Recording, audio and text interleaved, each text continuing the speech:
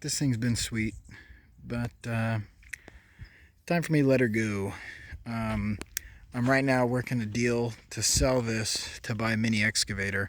The real reason, this is a great machine, but it's huge. It's really overkill for what I got. My neighbor just bought a brand new Kubota with a loader and a box blade, and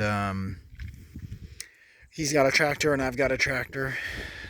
But I'm kind of going a different direction, so I'm going to sell this and buy a mini excavator. That way, if I need a tractor, I use his tractor. If he needs an excavator, he uses my excavator. So that way I kind of have access to machines.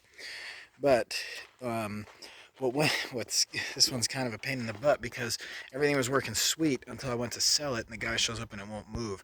And I had some problems historically with this. I believe they call it the power reverser, or sometimes they call it the paddle shifter. So this sits up on the side because it's electronic shuttle shift. And basically when you put it in forward, which is almost worn off, it essentially takes voltage and it sends it through this control box on the side. And this control box back here is kind of a piece of junk. And that power reverser is kind of a piece of junk. I guess not really junk, but this one's 30 years old. So it's junk now. So it wouldn't move, and I wiggled and jiggled and screwed around. I couldn't really get it going, and that reverser was $150, but they're not available. The only guy I found who has one right now is $500 for that, and that's not for this module.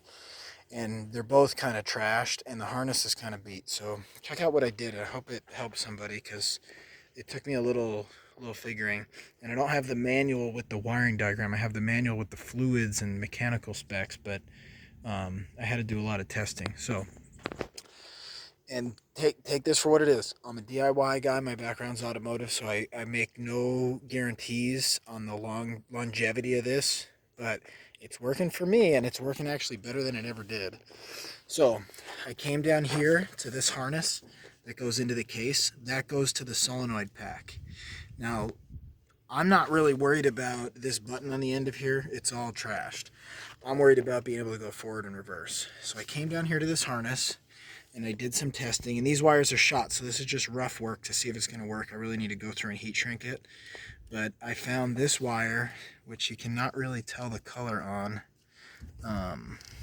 and not only just because the paint, but it's just so aged.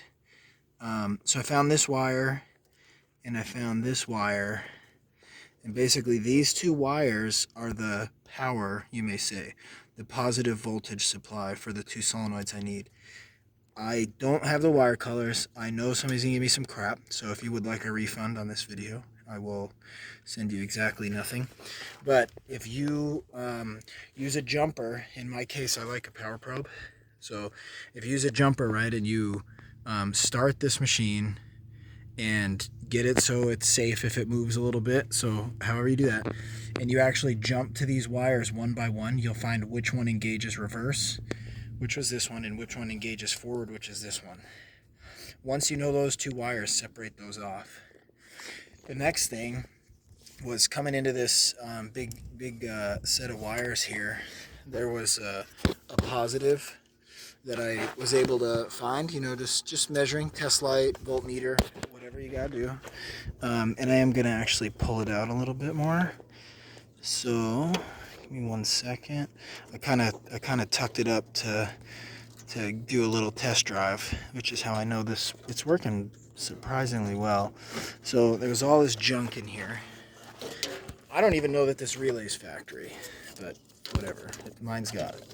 So I pulled this all down, and I was able to determine there's some splices. Again, I think this has been kind of hacked together several times over the years. Not by me, by the way.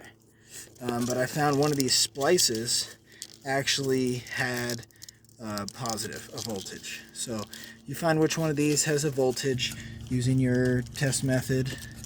The power probe to me is killer. So for me, it was this wire, which interestingly enough, somebody had joined a couple wires, and that was a fused positive. So I took that, sent that to this black wire. This black wire goes up and around to a little toggle switch. Let me show you that real quick. Kind of got it jumbled up right now. So if you get a toggle switch with 3 terminals, you can send positive right here in the middle, and then you can hook your forward here and your reverse here. Then when you're centered, it's neutral, and then if I throw it like this towards the rear, that'll make reverse, because it's going to take the power coming in this middle one, right? It was black, and then I spliced the black into a blue. So this is an experiment for now. So you take that positive, you send it to the middle, and then you take the reverse and you send that reverse wire up to that solenoid where you jumpered it, and you verified reverse worked. Then you send the forward into that one that forward works. It's actually working sweet. So like what's interesting was before, when I would put this in high range, it didn't really seem to like high. Like the solenoid must have been kind of working, maybe 9 volts, something like that, but it would kind of slip. But now that it's getting a full nice 12 volts through this brand new switch, which has good contacts, these contacts were shot. That box was probably voltage dropping. Check it out. Extra. So I got the switch. Of course, I lost its orientation. My plan is to drill a hole right here and put it right here so forward is forward and reverse is work. It would actually be kind of nice compared to that shift stock. But here comes the start. I'm in neutral. I'm actually not. Now I am. That's neutral. The brake. Okay, so it's going to go like this. Here's forward. Boom, we're rolling. Okay, stopping. Neutral. Reverse. Stopping. Neutral. It's working good. So it's not really the finished product. And to be honest, I made the guy a really good deal. So I may not do the finished product.